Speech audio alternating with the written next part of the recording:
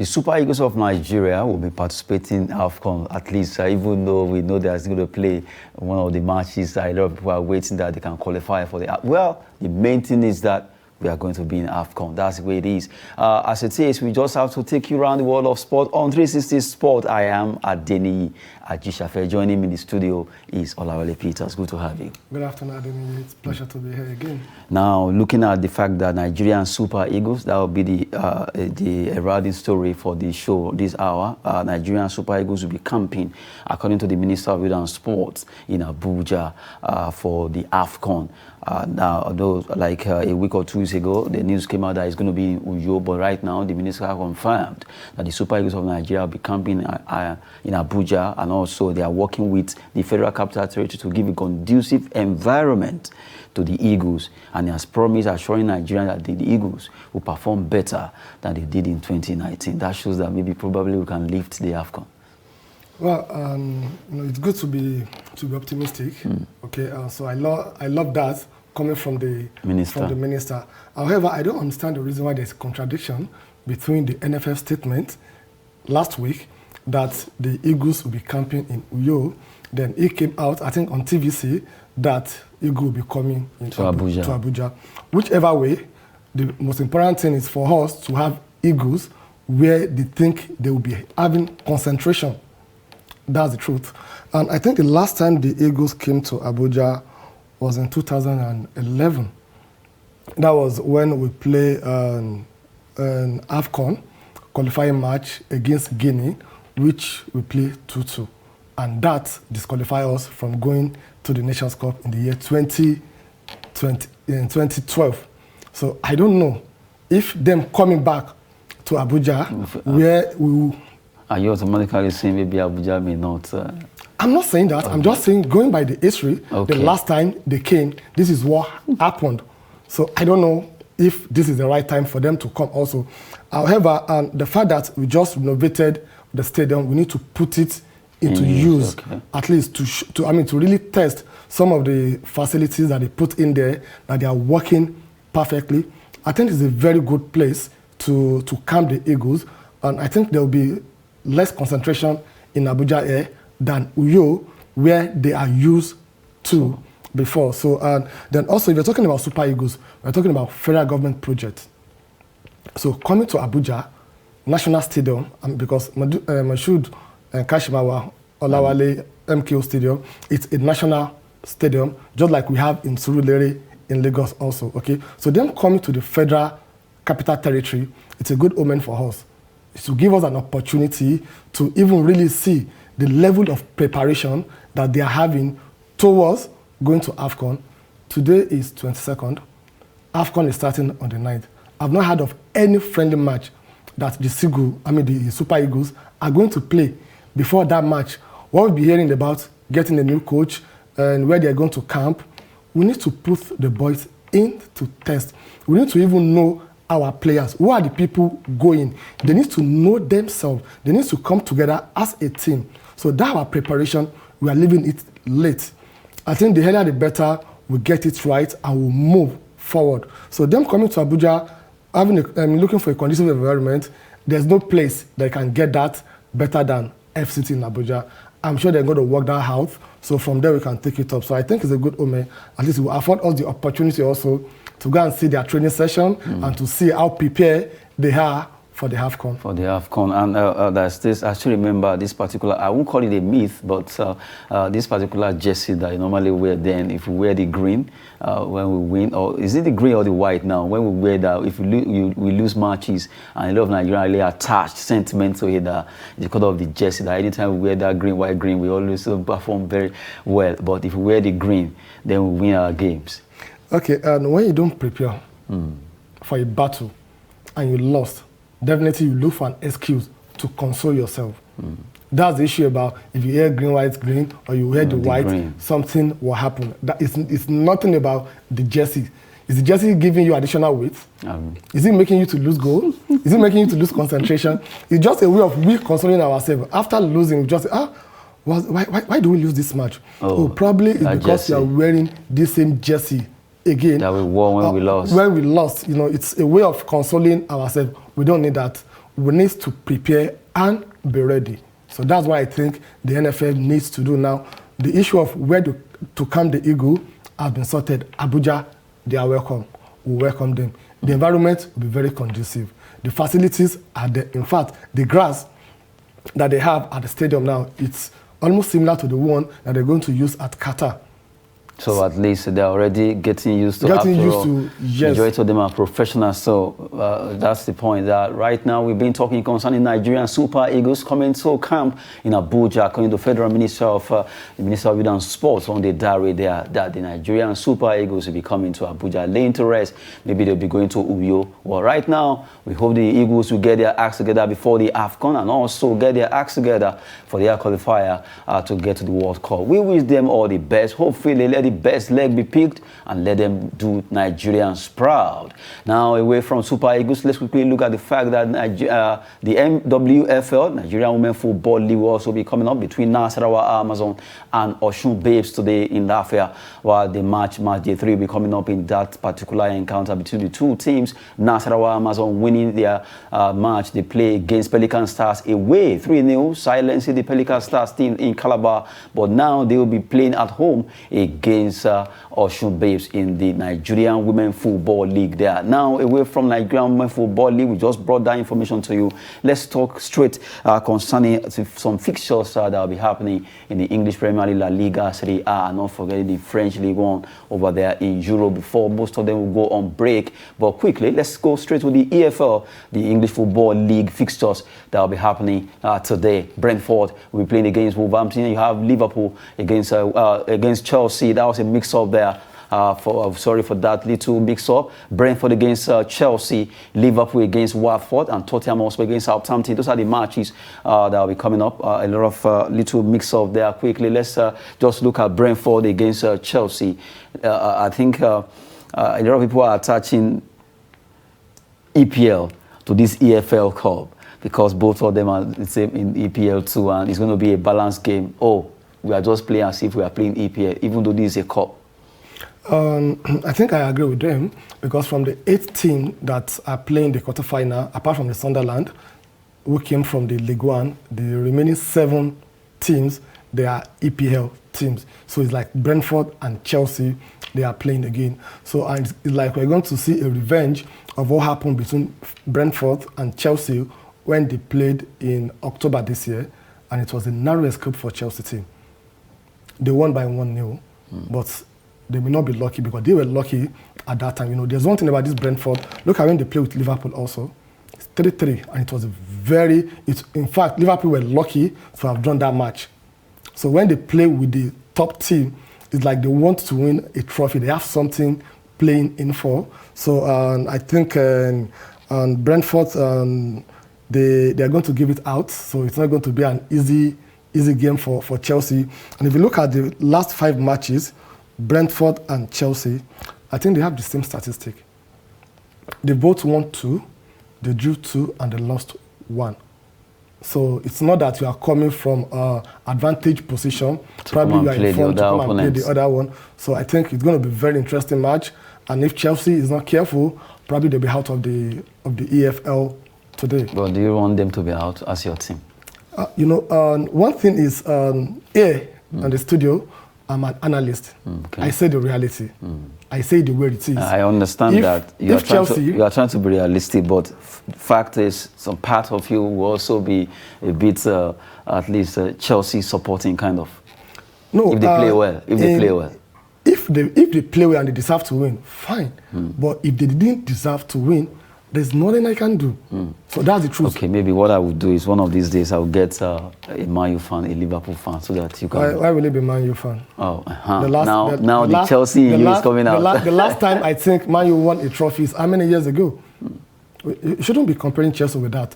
Talk about a team that won trophy last season. Not someone that have not won anything for the past 7 years. I need to get one Man U fan that will really drag this. I think I'll prefer Manchester City. Seriously? Yeah, seriously. So you don't want Man U is out of it? No, for now. Let them win something before you they come to need a team that is winning. Yeah, sure. Oh my goodness. Man U fans out there, I just wish you can get someone to the studio to face the Chelsea fan. Well, we've been talking concerning the EFL Cup that will be coming up today over there. Apologies for that little mix-up in the fixtures. And now let's look at the other fixtures in La Liga that will be happening also today. La Liga fixtures there quickly. Let's look at the fact that a lot of matches will be coming up. They are actually winding up their own games over there in La Liga. Well, Granada against Atletico Madrid. Atletico Bilbao will face Real Madrid. Real Madrid, they struggle against Cadiz. And last season, Cadiz defeated them by a long goal, and this season it was a struggle between Real and Cadiz. Now coming to this game against Atletico Bilbao, although they play in a way, do you see them coming from, oh, we are wounded now, we are still making still by leading the gap, the La Liga. We want to open it till the end of the year so that at least you can rest, take enough chicken before we come back in January. Okay, for now they are leading Sevilla, who is in second position by 5 points. Sevilla dropped their points yesterday against Barcelona. If they can win tonight's match, so that will take them to 8-point advantage over the second place. So they want to play for a win. Okay, then Atletico Bilbao also, they are playing at home. And they are not going to just give it up. And they are also going to have this confidence that the almighty Real Madrid, look at what they played over the weekend. It was 0-0. They couldn't even score.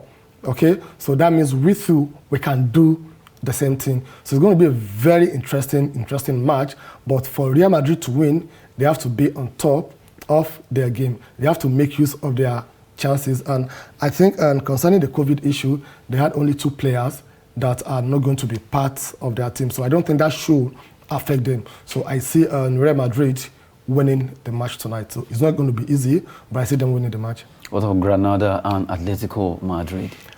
Okay, if you were to look at the current form of Atletico Madrid in La Liga, it's not been fantastic. They've lost their last 30 matches. So this is the time for them to close the year with a win. At least it will give them that edge ahead of by January. By January when the league resumes. So I see them also doing that. So I see the game going on a draw.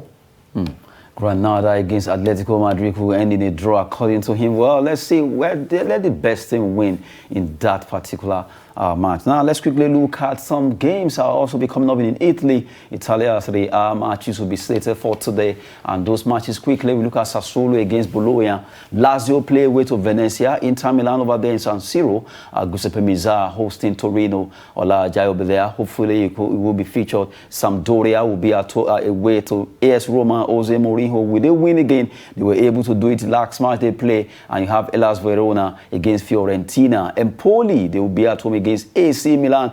The Milan team, 1 away, 1 home. Let's look at Inter Milan Torino. It's going to be a big match. Why?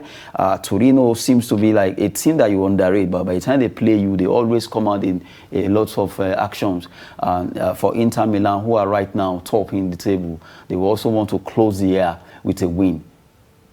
Okay, like you rightly said, I think Inter Milan wants to close the year with a win, and looking at their performance in the last 3-4 matches, they've not been doing very, very, very bad. So no matter how Torino try to frustrate, to put it out to the Inter Milan, I think Inter Milan will have an easy run against Torino tonight. There's a particular player, that Andrea Bellotti. Inter Milan need to be wary of that guy. He's a very good finisher. He knows how to score goals. I know Inter Milan too, they have a very lethal leg in Lautaro Martinez and Edin Dzeko, but they should be careful of Andrea Bellotti. Now, so talking about the Italia Serie A there, we just look at AC Milan. AC Milan also played away to Empoli. AC Milan also need to be very careful if they want to end the year with a win. Right now, they are second on the log behind Inter Milan. We have Inter Milan, AC Milan, Napoli. Napoli was formerly top in that league, but right now they've dropped.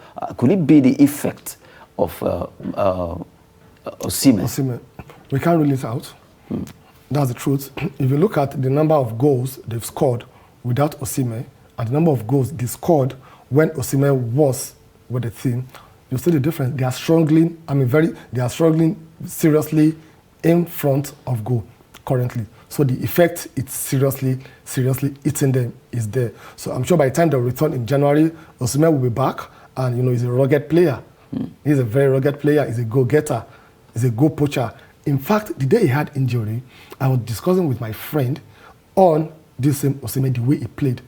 And he said, Wale, if this guy is not fit, no, if this guy is not careful, the way you go for goals without minding it will what be getting will happen, injury often. Be getting injured. And he had the injury the following day. So that shows the kind of player he is. So there's nobody that will have a player like that in the team, and the player will not be playing without you missing the player. So definitely they are missing him. I think they even need him in their team more than we are needing him in Nigeria to play for the AFCON. In fact, the coach has been complaining concerning Osimhen, not negatively anyway, because they miss his services. Talking about Victor Osimhen, the goal poacher from Nigeria, playing for Napoli there. And now we've been looking at the Italian Serie A matches for this weekend, where some Nigerians will also be featuring the likes of not forgetting Olai will be there. Well, there's a particular team in Italy right now. Is owned by someone who owns two teams. Udinese, Salernitana is owned by one person, Claudio Lotito. Now, they've been given at least 10 days to do something to get a new buyer for them if they want to remain in Italia Serie A, because of the fact that it's a bit kind of contradictory. It happened with Manchester City and all their conglomerate style of buying clubs. And now it's happened with Watford. I think the owner of that team, Udinese, Watford. So now they want to see what can they do, get a buyer for this team, so that Salernitana will do what? Will be in another man's hand, because the way the team is right now. Claudio Lotito is the owner of Udinese and also running Salernitana, a bit contradictory, and they've been given 10 days. Do you think this can happen within 10 days to get a buyer? Why not? Okay, someone suggested that he should just transfer the ownership to either his wife or one of his sons. That's what they did in all of these clubs. Definitely they will find a way around it. If they've not found a way around it already, they're going to find a way around it. I think that shouldn't be a problem. And I think one thing about them is when they have a process that is open, that you cannot hide. So there's no need of you bringing a proxy in to act as the owner. Maybe that is why we are saying that he owns the two clubs. Now that they've came out that, okay, no, you don't need to do that. You need to divert your investment. You don't need to own the two teams.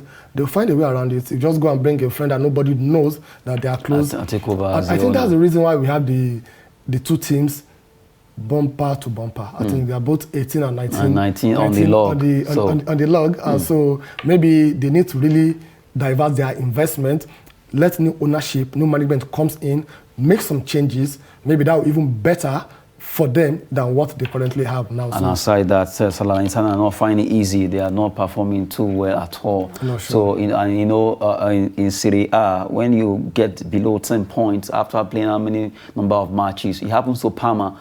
Parma just had to go. And now, if Salernitana are not careful, I hope it won't happen the Parma way. I see them surviving the Serie A with a miracle, because currently I think they've won only 2 matches. So it's like that they're whipping the child in Serie A. Anytime anybody wants to play with them, 3 points guaranteed. At stake. So I think they really need to change that. They need to change that mentality. And very good for them. They're going on break. So by the time they come back, maybe they'll be rejuvenated, so that a lot of things will be back to better position. We've been talking concerning Salernitana there. Now let's talk about the French Ligue 1. They will be playing their last match for 2021. A lot of matches. Although the way it is now, PSG may not have their best players on ground. Well, Bordeaux against Lille will be a big match. Defending champion against Bordeaux, where we have a Nigerian Samuel Kalu. Clermont against Strasbourg. PSG against Lorient. They play away. Neymar, Mbappe, all of them. And right now we have Metz against Lyon. Marseille host Reims. Reims play against Monaco. Montpellier against Angers. We have OGC Nice. They'll be hosting Lens. While Nantes will also have a Nigerian Simeon there against Saint Etienne. While you have Troyes against Brest. Now you look at PSG. PSG, as it is, they are looking at maybe Neymar, maybe Messi and Mbappe for their match today. Would they rest them against Lorient or play them? But at least came out for the team of the year thereabout, Messi is not there, although that's understandable. He just moved in. Talking about the French Liga now, but Mbappe is there and all other players. But looking at them playing the last match for today, before January, do you see PSG making statements ahead of other, though they are topping the table, at least, would they continue with the match today against Lorient? Okay, when you're talking about French Ligue 1, I don't think there's any statement that PSG needs to make again this season that they've not made. That's the truth. I'll be disappointed if they even draw the match. They should win. It's a must. Do you know how much PSG are paying all this? Messi is earning 720, I think 729,000 pounds per week. I think that would be equivalent to what the other team, their entire players are earning. So it's like one player against 11, and you are thinking they will not win that match. We're not talking about Neymar. We're not talking about Mbappe. We're not talking about Di Maria. We're not talking about all the stars. No. I think that French Ligue 1, it's more like a walkover for PSG. That is why they really, really have to prove the points to everybody in the Champions League. But that's what we are looking at them to really surprise us. And taking you on that, I want to use turn it around. I think that's why the Super Eagles of Nigeria should take advantage of being called as a player to represent Nigeria. If Messi, earning £725,000, is still ready to play for Argentina humbly, Nigerian Super Eagles stars, no matter how they are earning, they should also be humble. I think when it comes to answering national call, clarion call for our players, I've not seen anybody saying no, except those that were born and bred up outside this country, and they have to look at a lot of things. We have the likes of John Fashanu, that he said he doesn't, and some of them are even regretting the decision they took then. So you have seen that a lot of things have changed now.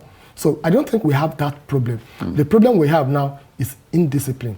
When you come to the country to play for your fatherland, the same commitment you have with your team over there, we need that same commitment here. Not for you to be coming here and be playing a big boy football. No, we don't need that big boy football. We want you to be struggling in front of goal, defending, attacking, protecting the keeper, play your role well, the way you are doing. So that's what I think we need to talk to them.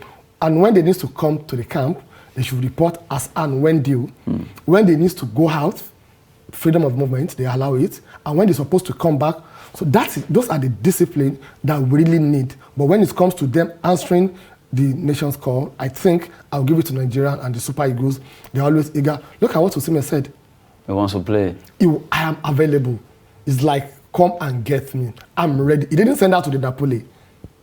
No. So what is left now is discipline. They should be disciplined. It's just discipline that we need in the Super That's the fact that even Lionel Messi, Cristiano Ronaldo, all the stars out there are disciplined enough for their country. Nigerian Super Eagles too, as we appreciate them, they should also be disciplined, because that's the fact that it was mentioned, a part of reason why Ghana Raw had to go in discipline, being allowed in that team. Well, we've done our part. We just hope the Nigerian Super Eagles will give us their own part. We wish them all the best as AFCON is really approaching, talking about it being hosted by Cameroon. We really want to appreciate your time with us on 360 Sports. It's my pleasure. And in line with what the sport minister or the NFF chairman said, that they are going to do better than what they did in 2019. So you should be expecting a silver or a gold, right? It is very possible. It's possible with hard work. Very, very possible. That does it on 360 Sport. I am Adeniyi Ajishafe. Thanks for watching.